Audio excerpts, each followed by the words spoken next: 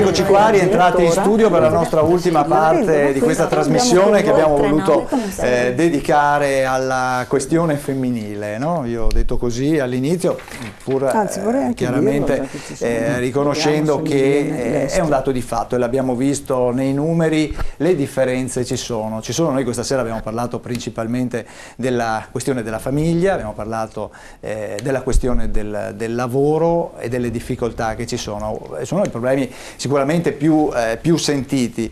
C'è da dire che però poi bisogna fare appunto i conti al di là dei discorsi, quando si dice ma bisognerebbe aiutare di più in casa, l'uomo dovrebbe cambiare, la donna potrebbe fare, poi bisogna fare i conti con la vita di tutti i giorni e la realtà che è diversa da quella che a volte anche noi cerchiamo di raccontare nei nostri studi. Però una cosa che secondo me è emersa è quella dell'importanza di un cambio veramente di direzione in quella che è la politica dedicata alle donne e alla famiglia. Questo anche in chiave di ripresa economica. Annuisce, sì, sindaca. Sì, proprio così. E abbiamo visto come i paesi dove la crisi economica si fa sentire più pesantemente sono proprio quelli in cui c'è la maggior disoccupazione femminile e dove ci sono meno servizi a sostegno della conciliazione tra lavoro e famiglia. Per cui questo è un ambito in cui sicuramente si deve fare di più. E io vorrei anche dire alle donne, dare anche un messaggio di speranza e fare gli auguri per questo 8 marzo. Alle donne e agli uomini, perché abbiamo bisogno che questa energia femminile possa davvero esprimersi per dare il proprio contributo nell'economia, nella politica, nella società, e quindi abbiamo bisogno che le donne sappiano mettersi in gioco e ci siano le condizioni per permettere di fare la propria parte. Vorrei anche ricordare, si diceva prima, l'immaginario femminile. Sì. Abbiamo bisogno di raccontare alle donne, anche alle più giovani, anche alle bambine, che ci sono state donne, ci sono donne che riescono a fare la propria parte, come dicevo poco fa, ad essere significative anche nella quotidianità, non solo le eccellenze, ma ci sono tante donne che sono state e sono importanti per le nostre comunità e bisogna renderle visibili. E in questo vorrei far presente che nelle nostre città, nelle città italiane, anche a Quarto d'Altino ad esempio, ci sono pochissime vie e piazze intitolate a donne. Ah, sì. Per esempio a Quarto d'Altino non ce n'è neanche una. Noi purtroppo in questo periodo non è il periodo in cui si fanno nuove strade e quindi abbiamo scelto di intitolare il nuovo centro culturale, la nuova biblioteca, a una figura femminile significativa del Veneto, Tina Merlin, la giornalista del Vaionte. E mi permetto di invitare tutte le sindache e tutti i sindaci a riflettere su come anche attraverso quella che è la, tra virgolette, toponomastica femminile possiamo contribuire a quel cambiamento culturale che è la premessa per rimettere in moto anche l'economia. Cioè, Elisa D'Arè, ecco, sì, la toponomastica femminile mi ha fatto venire in mente che anche queste iniziative, diciamo non eclatanti, ma che giocano sulla vita quotidiana, possono influire sul cambiamento. Siccome la sindaca parlava di toponomastica femminile, assieme all'organizzazione che esiste, toponomastica femminile, il CUG dell'università, l'osservatorio, il comitato pari opportunità dell'università e il CISG, che è il centro che io ho diretto fino a poco tempo fa, che è un centro studi di genere, abbiamo pensato di fare un seminario che faremo il 24 aprile sul linguaggio di genere, un seminario che ha per titolo Siamo le parole che usiamo. Ovviamente la sindaca di Quarto d'Altino è tra le relatrici di questo seminario, ma ci saranno giornaliste che già a livello nazionale hanno elaborato una specie di dizionario del femminile di nomi che normalmente usiamo al maschile e che invece nella lingua italiana devono essere usati al femminile, perché non usarli è uno spregio alla lingua italiana. Il femminile di ministro è ministra in italiano e qualsiasi persona di sesso femminile che fa il ministro si chiama ministra, come l'avvocato di sesso femminile si chiama avvocata. eccetera. Ecco, volevo dire questo perché mi sembra che anche queste piccole e forse sembrano insignificanti iniziative tendono a modificare il quadro generale dentro cui la nostra vita quotidiana si muove e dentro cui noi viviamo, mettendoci dentro l'esistenza delle donne, in termini molto immaginari, diciamo. Franca Logo, io in apertura Se posso contribuire, allora Prego. non c'è San Eva, esiste San Adamo, che è il 24 di dicembre. Sì, Non sapevo attenzione, Questa non la sapevo. Eva è a Maria è in contrapposizione della figura di Eva. Eva è la figura del peccato, mentre Maria è la Vergine, perché per tutta una forma così teologica. Ecco, le uniche vie che ci sono dedicate alla Madonna, la figura femminile nelle città, la maggior parte. Allora, Quindi è la figura io consiglio a religiosa. tutti i nostri telespettatori di leggere un bellissimo libro, molto, molto piccolo, che riguarda i peccati della donna nel Medioevo, di Duby, che è uno degli storici e medievisti più importanti. E allora abbiamo un immaginario e uno spaccato dell'immagine della donna che ancora ci tiriamo dietro e non ce ne accorgiamo.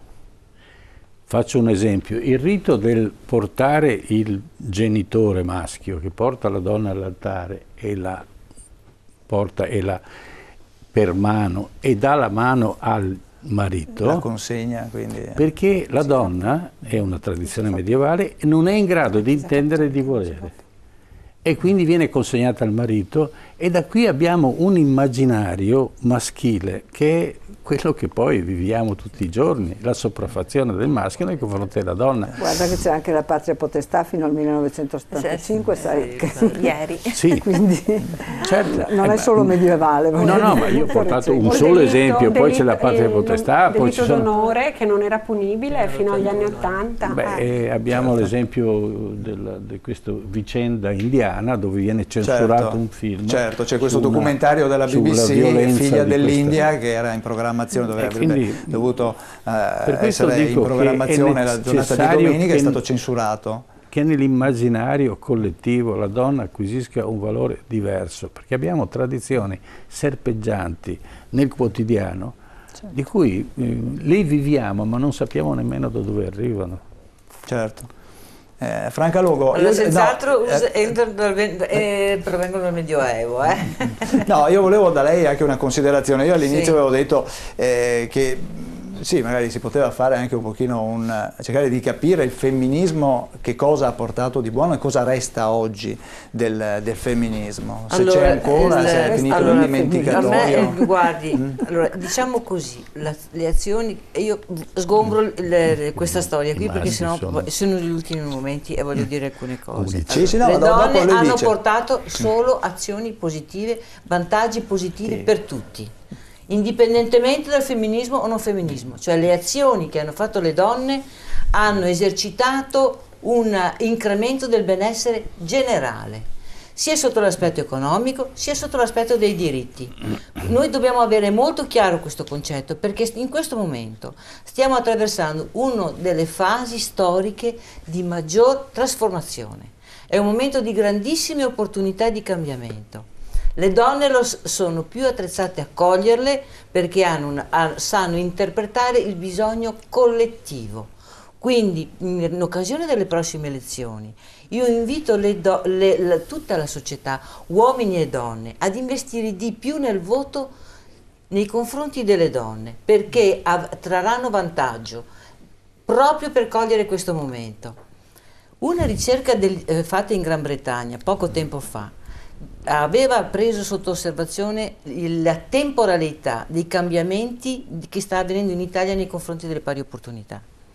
Ha messo in luce che se si procedeva con lo stesso standard che abbiamo seguito negli ultimi anni, ci volevano 250 anni per arrivare alle pari opportunità. Ora, noi non vorremmo mai aspettare 250 anni per le pari opportunità, perché vuol dire anche danno economico. Quindi io invito proprio tutte le donne e gli uomini a votare donne nelle prossime regionali, tra le quali abbiamo una bellissima candidata e mi fa molto piacere, non so neanche di che partito sia, ma so solo che è candidata, ma voglio fare un ultimo inciso. Finora abbiamo parlato di quello che possono fare gli uomini e le donne, di quelle piccole cose che possono fare le regioni, ma non dobbiamo dimenticare che le politiche nazionali sono fatte nel Parlamento.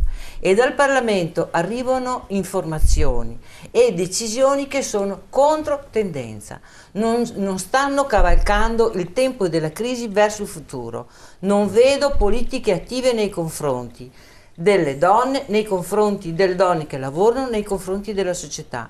Non è possibile dare 800 euro a una mamma perché sta a casa a fare un figlio, anziché investire quegli 800 euro moltiplicato per tutti per fare servizi. È quello che crea occupazione. Continuiamo anche con un governo di questa natura a perpetrare quelle politiche che non portano innovazione. Non c'è solo innovazione tecnologica, ci deve essere innovazione nelle leggi, nel cambiamento, investimento nel capitale umano, nelle donne, nella società, nei bambini. Avremo tutti anziani fra poco, dove andiamo a finire? Per quanta innovazione tecnologica faremo? Per chi la facciamo? Continuiamo a esportare giovani a 60.000, 70.000, 80.000 all'anno, laureati? Allora, siamo di fronte a delle grandi trasformazioni. Spero che la gente che va a votare questa volta dimentichi questa storia delle tradizioni, noi siamo conservatori, noi vogliamo, siamo caparoni a casa nostra. Guardiamo il futuro, investiamo sul futuro. Io questo è l'appello ultimo che faccio. Cristina Greggio. L'appello di Franca Longo è stato decisamente chiaro. Certo, io amo molto anche il presente, perché credo che le basi per il futuro le creiamo lavorando anche sul presente.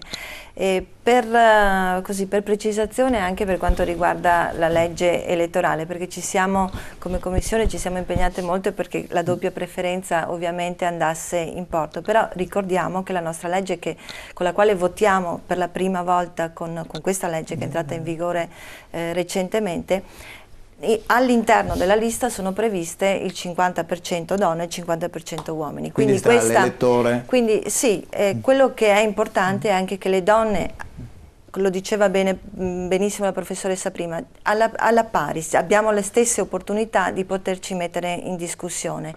E questa è una buona opportunità. Noi come Commissione abbiamo promosso anche dei corsi di comunicazione proprio dedicati anche alla comunicazione politica, proprio per preparare anche le donne ad essere presenti poi nelle liste e a gestire le campagne elettorali, ma poi anche a costruire quelle politiche di cui abbiamo parlato prima.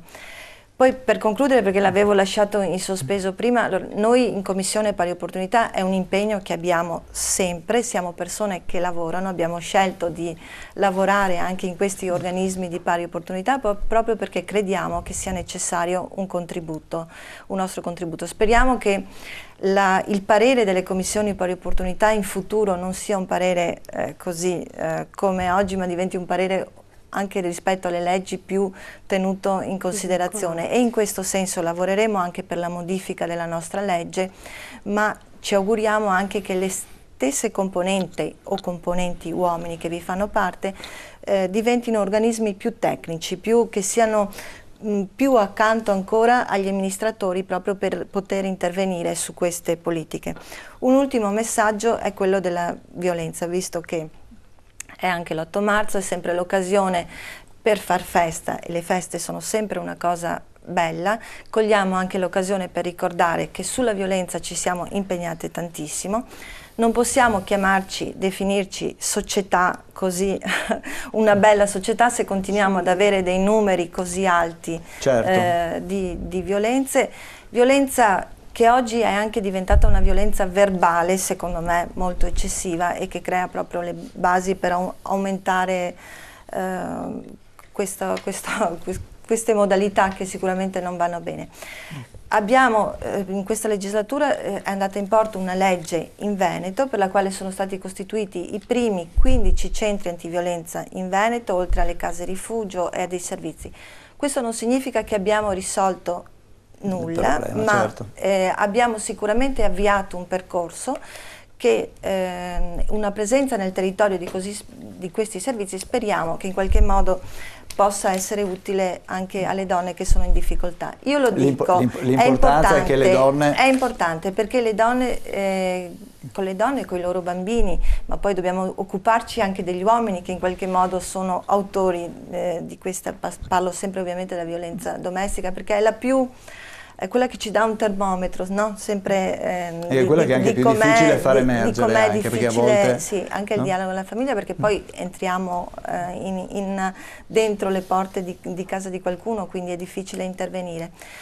La regione il Veneto è fra le regioni che ha, in graduatoria è fra i numeri più alti, ma perché anche abbiamo più denunce, quindi vuol dire che il nostro lavoro in qualche modo anche di sensibilizzazione, di informazione e di continuare a informare che ci sono dei servizi che si stanno attivando aiuta le donne ad uscire allo scoperto, certo, di rivolgersi e a denunciare. A qualcuno. Il passo in avanti che dobbiamo fare è quello di creare una rete di protezione attorno alle persone che hanno in difficoltà. Chi è in difficoltà deve sentirsi di potersi rivolgere ai servizi tranquillamente senza essere giudicato e sapere che attorno scatta una rete di protezione.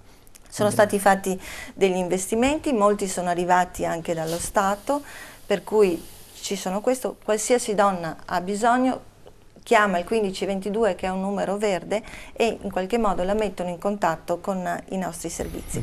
Ripeto, c'è ancora molto da fare ed è per questo che noi certo, purtroppo il fatto che il numero sia ancora alto, sposato, mette a nudo una società comunque che, come dicevo prima, bisogna fare i conti. I bambini che certo, poi, no, il problema della violenza assistita, che mette a nudo, sono tanti poi alla fine la realtà di tutti i giorni che è un po' diversa forse anche da quella che abbiamo raccontato noi. Il discorso della violenza, anch'io insegno in una scuola e noi periodicamente emergono in questa struttura delle situazioni di disagio provenienti da situazioni familiari di violenza fisica, psichica, psicologica. Quindi, e secondo me, proprio l'avevo accennato prima, il discorso di agire anche per quanto riguarda il discorso della donna nei confronti verso la scuola, nei confronti delle scuole, anche da quando i ragazzi sono piccoli.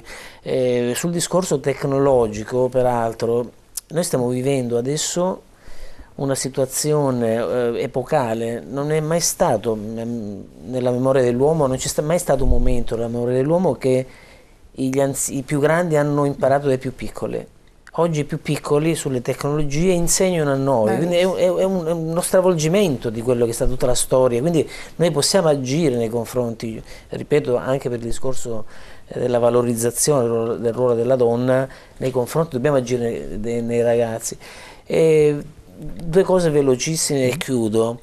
A me piacerebbe, e quando parlo, perché credo che quando uno parla è importante quello che dice, i termini che si usano poi si applicano, a mio avviso. Noi siamo quello che diciamo, siamo quello che pensiamo spesso. A me piace parlare di persone. Ecco, quando noi cerchiamo delle risorse da mandare in azienda, parliamo di persone, non parlo di uomo e né di donna. Parlo di persone, della capacità della persona di riuscire a fare le cose. Mi piacerebbe anche che le donne facessero qualcosa per l'uomo. Paradossalmente questa sera dice, magari stimolando quella parte femminile dell'uomo, no? Magari regalando anche un fiore, perché spesso gli uomini apprezzano anche quando ricevono i fiori. Magari andiamo a stimolare anche questa cosa qua. Io personalmente apprezzo, ecco, l'invito che faccio a tutte le donne che ci guardano è quello di regalare anche un fiore, anche, che credo che sia un gesto importante per varie cose, e poi anche gradito secondo me all'uomo. Non so se l'avete mai regalato un fiore a un uomo, fatelo, perché è una cosa bella. Daniela Rader, lei non ha mai regalato un fiore a un uomo, ne ha sicuramente ricevuti. Sì, certo. Allora, solo due battute per chiudere. Intanto per ringraziare di questa bella trasmissione con contenuti molto ricchi e soprattutto diversificati, perché poi le nostre professioni, i nostri impegni fanno in modo che lo spaccato che viviamo tutti i giorni dà un contributo diverso al dibattito. Io mi auguro e auguro alle donne di poter innanzitutto scegliere qual è la professione che vogliono fare. Avere la possibilità anche di autoimprendere, perché sostanzialmente nell'economia in cui stiamo andando ora è importante l'autoimprenditorialità della persona. Si sta lavorando molto per dare risorse ai giovani e alle donne. La Regione da questo punto di vista devo ammettere che ha fatto parecchio, ha messo parecchio denaro, che ovviamente ha fatto in modo di creare nuove imprese. C'è un problema: queste nuove imprese non riescono a restare nel mercato, hanno bisogno di un accompagnamento diverso, probabilmente hanno bisogno degli strumenti che oggi non sono ancora pronti, e quindi bisogna continuare a lavorare su questo tema. Io sono convinta che le donne abbiano una marcia in questo momento ferma che devono riuscire a far partire. Bisogna anche essere sostanzialmente persone che si stimano.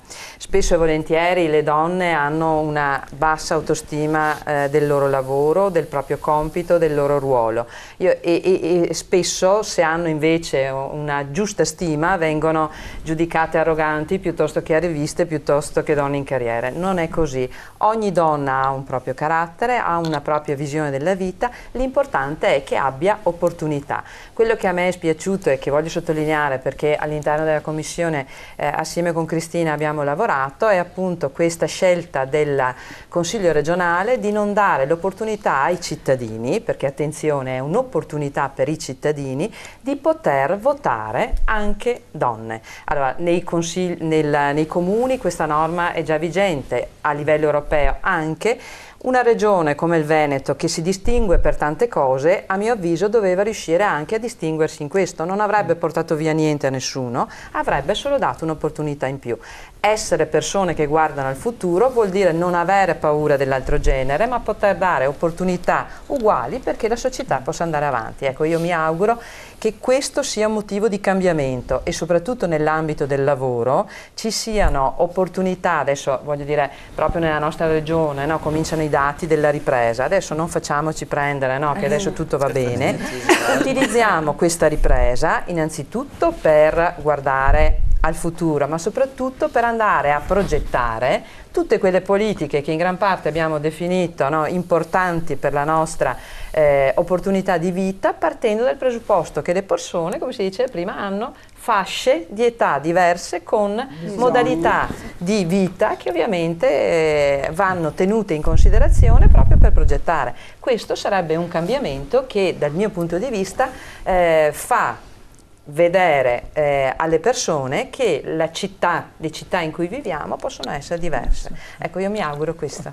Certo. Elisa Del Re, allora, più donne in politica aiuterebbe a cambiare il paese, secondo lei? Questo non lo so, io non voglio caricare le donne di grandi problemi, però se devo dare un messaggio, come tutti l'hanno fatto, invece di darlo agli elettori lo darei ai partiti, che in questo momento dovrebbero incominciare, invece che a parlare di alleanze elettorali o di sistemi elettorali, eccetera, dovrebbero un po' vedere cosa sta succedendo nel sud dell'Europa, per esempio vedere Syriza, vedere Podemos in Spagna, eccetera, partiti che sono nati da una pratica sociale reale e concreta. Se i partiti nel Veneto, visto che ci sono le regionali o anche a livello nazionale, incominciassero a pensare di pescare nei rapporti sociali e la loro effettiva programmazione politica, scoprirebbero che ci sono le donne, perché scoprirebbero i problemi concreti del territorio, quindi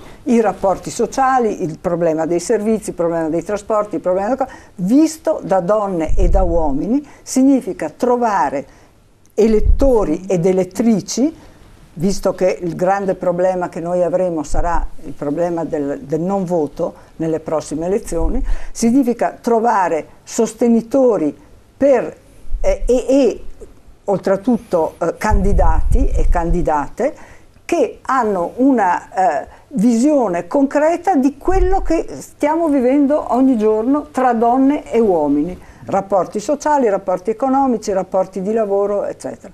Solo partendo non dalle leggi o dalle alleanze, eccetera, ma partendo dalla visione concreta di quello che sta succedendo ogni giorno e essendoci dentro, quindi pescando i propri candidati dentro i rapporti sociali che esistono nel territorio, forse la politica riuscirebbe ad avere un senso più concreto, più vivo, e potrebbe in questo caso effettivamente vedere le donne partecipi in maniera concreta certo, alla politica. Certo. Professor Casen, allora noi questa sera non abbiamo affrontato anche in termini numerici, se non così abbiamo giusto sfiorato la questione della violenza di genere. Abbiamo però preparato un pezzo di Franca Rame, un pezzo dove appunto interpreta lo stupro, e io vorrei tenerlo in chiusura di trasmissione, se lei è d'accordo. Ecco, invece chiudiamo la trasmissione con lei, dopo proponiamo questo pezzo, questo spettacolo che parla da solo, secondo me, certo, e che racconta tutta la drammaticità. Rivive la drammaticità che ha subito. Certo. Ci vuole più immaginario femminile, perché, ripeto, c'è troppo immaginario femminile e troppa strumentalizzazione della figura femminile. Basta vedere l'esagerazione che si fa nella pubblicità. Se si vuole vendere qualcosa bisogna metterci una donna dentro e magari svestita. E questo siamo all'uso, alla mercificazione invece dell'intelligenza femminile, che invece c'è ma non compare in queste situazioni. E questo è uno degli altri aspetti, che non è soltanto dire sindaca, ma dire eliminiamo, vendiamo il prodotto per quello che vale e vediamo il rispetto della figura femminile. Seconda cosa, la violenza è condannata ma non sufficientemente criminalizzata. Bisogna entrare nel linguaggio di criminalizzazione della violenza. È reato. E allora il solo parlare deve essere già una cosa già di per sé pesante, in maniera tale che la gente nella propria immaginazione, nella propria cultura, capisca che questa è una cosa che non se ne può parlare come si parla sui telegiornali, come se è successo. No, allora l'ennesimo fatto non è l'ennesimo fatto. Vanno usate termini e parole che riescono a creare nell'immaginario della comunicazione che questo fatto è improponibile e inconcepibile, né più né meno come il 10° comandamento, non desiderare, cioè è condannato solo il pensiero, che è fantastico questo. Allora, questo è uno degli aspetti. Investire sulla donna vuol dire investire sulla società, sul futuro, sui figli. Ma che società possiamo pensare se i figli sono abbandonati a se stessi, non hanno una figura che gli sta vicino? Paterna. Soprattutto, no, un attimo, sì, questo è vero. Però, attenzione, io sono convinto che la formazione della personalità incomincia già nei primi mesi di vita nel ventre materno, perché il figlio riesce a percepire già attraverso una serie di emissioni ormonali della donna il suo stato e quindi a sua volta percepisce queste cose che poi realizzerà razionalmente. Questo fa parte della fisiologia che è giusto indagare e che spero sia oggetto di ricerche più approfondite. Ma la personalità di un bambino avviene nei primi 3 anni. Poi si perfeziona, aumenta, si evolve, eccetera. Ma certi traumi infantili, ancora prima di razionalizzarli, istintivi, sono indelebili. E proprio perché sono irrazionali, sono ancora più difficili da togliere. Allora, questa situazione, l'avere una madre che produce dei figli e poi li alleva e dà lo start-up della vita, poi poi ci sarà anche il maschio che si avvicina, che ha bisogno, certamente, ma la nostra mentalità maschile, non voglio giustificare i maschi, fa fatica a connettere nella prima fase. Sicuramente c'è un apporto, e sicuramente c'è un apporto meritevole nei confronti dei figli, perché vedono il maschio adulto come un punto di riferimento. È più facile per il maschio adulto raccogliere strada facendo. Ma la prima cosa, il rapporto tra il bambino che succhia il latte materno è una cosa insostituibile, non c'è biberon, non c'è niente, scopre la vita, ha una capacità tattile, olfattiva, che non si può proporre in altre forme, se non in un diretto contatto con la madre.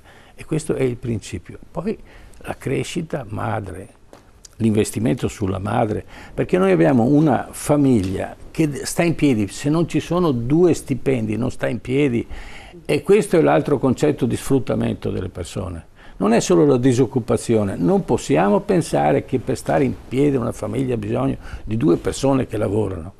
2 persone che lavorano non vuol dire soltanto ti do il mio tempo, tu mi dai dei soldi. Io sto investendo sulla società, che sono i figli, e questa produzione non ce l'ho immediatamente, non ho una resa immediata il giorno dopo. Ce l'ho tra 20 anni, 30 anni, ho una società diversa. Questo è il punto, che va forzata la società. E qui i politici non ci sono. Per cui le donne bisogna che si mettano nella politica, perché il maschio non ci arriva, e se ci arriva tra 200 anni. 200 anni, bene.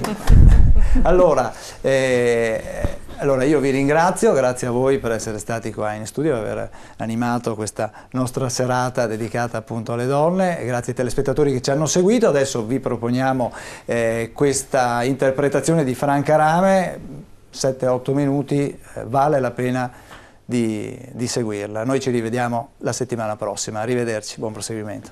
Grazie. Io ora chiudo lo spettacolo con un brano in solidarietà alle donne della Bosnia violentate in questa maniera così volgare, così tremenda, così brutale, con torture e con sevizie. Il brano che reciterò ora è un brano che vi costringerà ad un triplo salto mortale all'indietro, perché da un teatro di chiave comica passiamo a un discorso molto serio, molto pesante, molto drammatico. Il brano è intitolato Lo stupro. Io l'ho recitato migliaia di volte, anni fa, in appoggio alla legge contro la violenza sessuale. L'ultima volta l'ho recitato con Celentano in Fantastico. Devo dire che Celentano è stato veramente straordinario, perché la Prima Rete non voleva che io recitassi questo brano, ma lui si è imposto, aveva un contratto senza tagli e hanno dovuto mandare giù il boccone, e io ho dato questo brano, che non ho più recitato da allora. Lo sto riprendendo in questo periodo, appunto in solidarietà, perché qualsiasi parola, qualsiasi cosa io possa dire sulla violenza sessuale non avrà mai l'effetto di questo pezzo. Io l'ho trovato su un giornale, il quotidiano Donna, è una testimonianza minuto dopo minuto di una violenza subita che è nulla al confronto di quelle della Bosnia, però è sempre una cosa abbastanza pesante, abbastanza grave. Lo stupro. C'è una radio che suona, ma solo dopo un po' la sento. Solo dopo un po' mi rendo conto che c'è qualcuno che canta. Sì, è una radio. Musica leggera, cielo, stelle, cuore, amore, amore. Ho un ginocchio, uno solo, piantato nella schiena, come se chi mi sta dietro tenesse l'altro appoggiato per terra. Con le mani tiene le mie fortemente, girandomele all'incontrario, la sinistra in particolare. Non so perché mi ritrovo a pensare che forse è mancino. Non sto capendo niente di quello che mi sta capitando. Ho lo sgomento addosso di chi sta per perdere il cervello, la voce, la parola. Come sono salita su questo camioncino. Ci sono venuta io da sola, muovendo i piedi uno dietro l'altro, dietro la loro spinta, o mi hanno caricato loro sollevandomi di peso. Non lo so. Non lo so, è il cuore che mi sbatte così forte contro le costole a impedirmi di ragionare, è il dolore alla mano sinistra che sta diventando veramente insopportabile. Perché me la torcono tanto? Io non tento nessun movimento.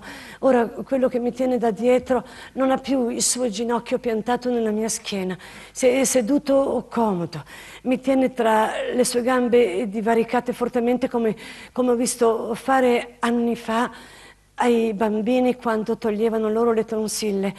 È l'unica immagine che mi venga in mente. Oltre a quello che mi tiene da dietro ce ne sono altri 3. Li sento calmi, sicurissimi. E cosa fanno?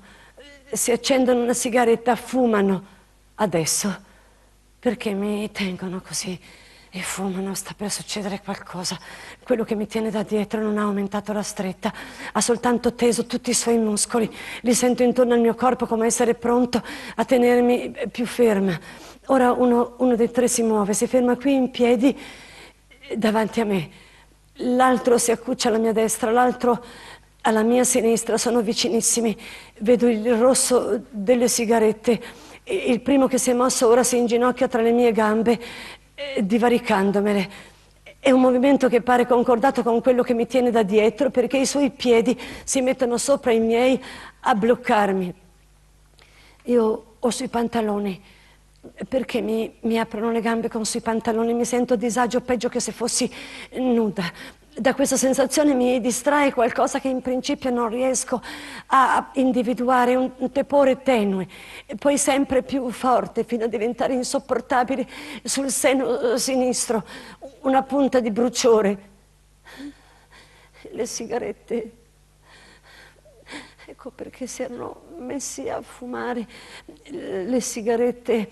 La puzza della lana bruciata deve disturbare. Con una lametta mi tagliano il golf da cima a fondo, mi tagliano anche il reggiseno, mi tagliano anche la pelle in superficie.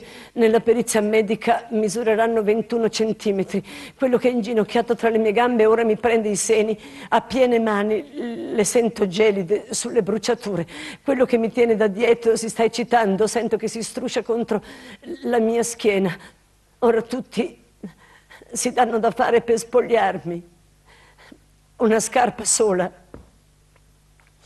una gamba sola. Adesso uno mi entra dentro, mi viene da vomitare. E calma, devo stare calma. Muoviti puttana, devi farmi godere. Non conosco più nessuna parola, non conosco più nessuna lingua. Muoviti puttana, devi farmi godere. È il turno del secondo. Muoviti puttana, devi farmi godere. La lametta che è servita per il golf mi passa sulle guance una più volte. Non sento se mi taglio o se non mi taglia. Muoviti puttana. È orribile sentirti godere delle bestie schifose nel ventre. È il turno del terzo. Muoviti puttana. Il sangue dalle guance mi cola alle orecchie. Sto morendo. Riesco a dire soffro di cuore. Ci credono? Non ci credono. Facciamola scendere. Sì, no. Vola un ceffone fra di loro e poi mi spengono. Una sigaretta qui sul collo lungamente. Ecco, io lì credo di essere finalmente svenuta. Sento che mi stanno rivestendo. E quello che mi teneva da dietro mi riveste lui, come io fossi un bambino. Non posso fare niente. Io si lamenta perché è l'unico che non abbia fatto l'amore, perdono, è l'unico che non si sia aperto i pantaloni. Non sa come metterla con i lembi del mio golf, li infila nei pantaloni, solleva la cerniera, mi rompono gli occhiali, mi infilano la giacca e il camioncino si ferma per il tempo di farmi scendere. E se ne va. Mi chiudo la giacca sui seni scoperti. Dove sono? Al parco. Mi sento male. Mi sento proprio male. Nel senso che mi sento svenire, non soltanto per il dolore in tutto il corpo, ma per la rabbia, per l'umiliazione, per lo schifo, per le 1000 sputate che mi sono presa nel cervello, per lo sperma che mi sento. Mi appoggio a un albero, mi fanno male anche i capelli, sì, me li tiravano. Per tenermi ferma la testa mi passo la mano sulla faccia. È sporca di sangue. Sollevo il bavero della giacca e vado, cammino non so per quanto tempo. Non so dove sbattere. A casa no. A casa no, poi senza accorgermene all'improvviso mi ritrovo davanti al palazzo della questura. Sto ferma non so per quanto tempo, appoggiata al muro della casa di fronte a guardarmi quell'ingresso. Vedo la gente che va, la gente che viene, i poliziotti. Penso a quello che dovrei subire se entrassi ora, penso alle domande. Penso ai mezzi sorrisi. Penso e ci ripenso, poi mi decido,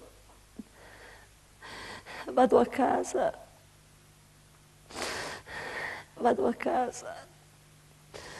li denuncerò domani.